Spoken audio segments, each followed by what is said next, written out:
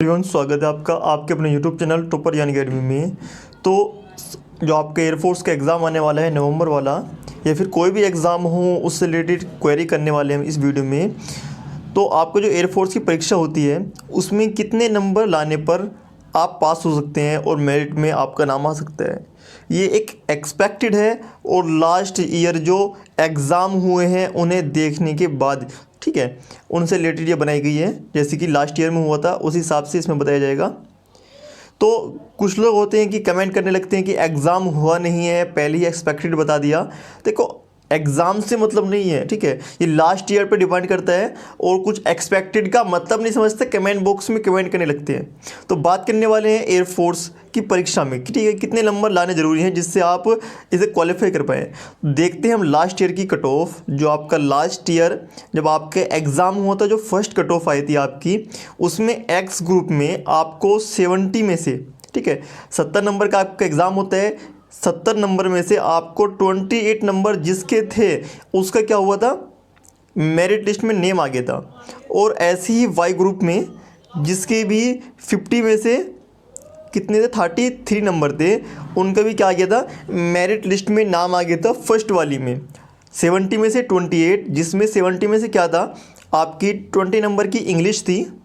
उसके बाद आपकी फिजिक्स होता है आपका 25 मार्क्स का। और ऐसे ही आपका होता है मैथ भी, कितने का होता है, 25 मार्क्स का होता है, जिसमें से आपको 20 में से 10 नंबर लाने थे इंग्लिश में, और फिजिक्स में लाने थे आपको 9 नंबर, और ऐसे ही मैथ में लाने थे आपको 9 नंबर। फिर इस हिसाब से आपको वाई ग्रुप में ऐसे ही था, इंग्लिश में आपको 20 में से 10 नंबर लाने थे, और रागा में 30 में से आपको नंबर लाने थे, रागा में 30 में से 15। तो आप यहाँ पर देख सकते हैं। तो इस हिसाब से आपको ओवरऑल आपको 28 लाने थे 70 में से, और वाई ग्रुप में लाने थे 50 में 33। तो यहाँ पर जब हम देखते हैं कि इतने नंबर लाने थे, मगर ये तो हो किसकी फर्स्ट कट ऑफ, ठीक है, फर्स्ट बार में आना हुआ। यदि आपको सिलेक्शन चाहिए, ठीक है, तो आपको यदि सिलेक्शन चाहिए तो सिलेक्शन की 2019 में जो कट ऑफ गई थी वो गई थी आपकी 2019 वाली कट ऑफ। एक्स ग्रुप की जो कट ऑफ गई थी वो गई थी आपकी 42 नंबर पर, वो गई थी आपकी 42 नंबर पर। और वाई ग्रुप की जो कट ऑफ गई थी वो गई थी आपकी 38 नंबर पर। तो बात करने वाले हैं तो इस साल क्या हो सकता है। देखो, जो पर सब्जेक्ट कट ऑफ रहेगी, जैसे कि इंग्लिश की कितनी पर थी, 10, मैथ की भी आपकी थी 9 नंबर पर, और आपकी फ़िज़िक्स की भी थी 9 नंबर पर। ये तो बिल्कुल सेम रहने वाली है, तो चेंज नहीं हो पाएगी। मगर जो आपकी रागा की थी वो 15 नंबर पर ही रहेगी, ये भी चेंज नहीं होगी। मगर जो आपकी ओवरऑल कट ऑफ है, ठीक है, हो सकता है आपके 2 नंबर और ऐड हो जाए, ठीक है। यहाँ पर कितना था, 42 था, 42 की जगह आपको जाते हैं 44, और 38 की जगह हो जाते हैं आपके लगभग 40 नंबर। इससे ऊपर नहीं जाएगी, क्योंकि एयरफोर्स अपना एग्ज़ाम ही इस प्रकार का बनाते हैं कि कट ऑफ ज़्यादा भी ना जाए और कट ऑफ कम भी ना जाए, ठीक है। तो आप जब एग्ज़ाम जाकर देखेंगे एग्ज़ाम में कि हमने कर दिया लगभग 40 नंबर का कर दिया, 50 नंबर का कर दिया, 60 नंबर का कर दिया। जब जैसे कि एनडीए का एग्ज़ाम हुआ तो सब कह रहे थे कि इतने नंबर का हुआ, इतने नंबर का हुआ। मैंने काफ़ी ज़्यादा के चेक भी किए हैं जो कह रहे थे कि 500 नंबर का हुआ, उसके 300 नंबर भी नहीं आए, ठीक है।